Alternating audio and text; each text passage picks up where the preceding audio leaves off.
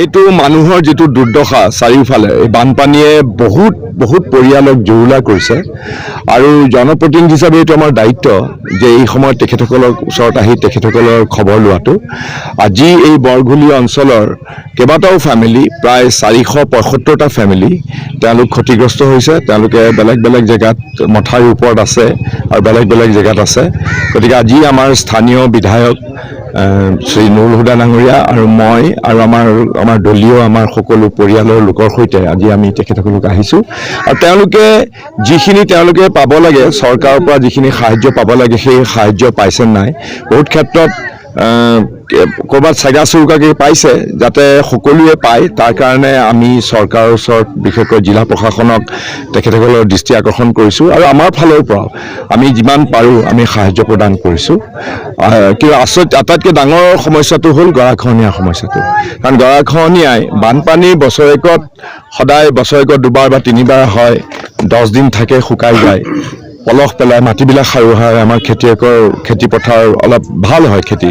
কিন্তু আটাইতকৈ ডাঙৰ কথা গোটেই বছৰ ধৰি পেলাই যিটো গৰাখহনীয়া হয়, গৰাখহনীয়াই আমাৰ হাজাৰ বিঘা মাটি, আমাৰ বাৰীৰ মাটি, আমাৰ ম্যাদী পতা মাটি, এতিয়া মোক ইয়াৰ পুৰণা লোকসকলে কৈছে ইয়াৰে 5 কিলোমিটাৰ দূৰলৈকে সেইবিলাক চব ম্যাদী পতা মাটি আছিলে, ৰেভিনিউ ভিলেজ আছিলে, সেইবিলাক ব্ৰহ্মপুত্ৰৰ বুকুত গ্ৰাস গ'ল।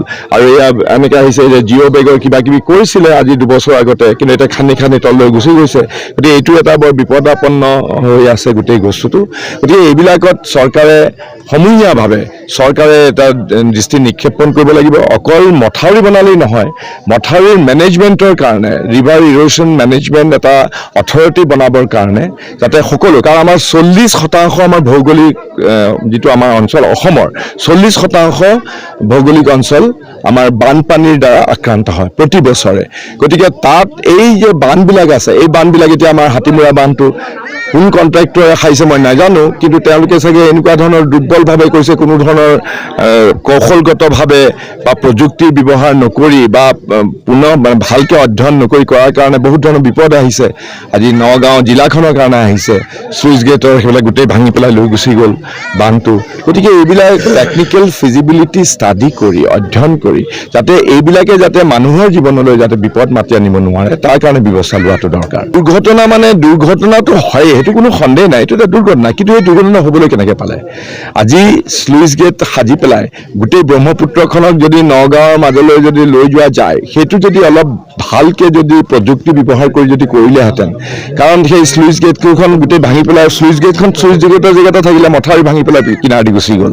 গতিকে এইবিলাক প্ৰযুক্তি আৰু ইঞ্জিনিয়াৰিং যিবিলাক তেওঁলোকৰ কৌশল আছে, সেই কৌশল তেওঁলোকে ভালকৈ অধ্যয়ন কৰি কৰাটো দৰকাৰ, যাতে খাল খান্দি যাতে ঘৰিয়াল আমাৰ মানুহৰ জীৱনলৈ যাতে আহি নাপায়, সেইকাৰণে আমি ব্যৱস্থা ল'ব লাগিব।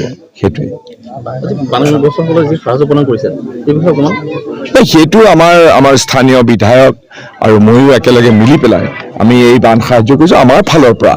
কাৰণ আমিতো আৰু চৰকাৰী সাহায্য নহয় এইবিলাক, গতিকে আমাৰ ফালৰ পৰা কৰিছোঁ। আমাৰ যিটো সঁহাৰি আমাৰ জনসাধাৰণৰ মাজত থাকি আমি য'ত যেনেকৈ পাৰোঁ তেনেকৈ আমি সহায় কৰিছোঁ। আৰু লগতে চৰকাৰৰ পৰা যিখিনি পাব লগা আছে সেইখিনি প্ৰত্যেকৰে প্ৰাপ্য। ইয়াত যাতে কোনো ধৰণৰ বৈষম্য নহয়, কাৰণ এজেগাত দিলে এজেগাত নিদিলে সেইটো যাতে নহয়, সেই বিষয়ে আমি তীক্ষ্ণ দৃষ্টি ৰাখিছোঁ। আমাৰ MLA ডাঙৰীয়াও ৰাখিছে, ময়ো ৰাখিছোঁ।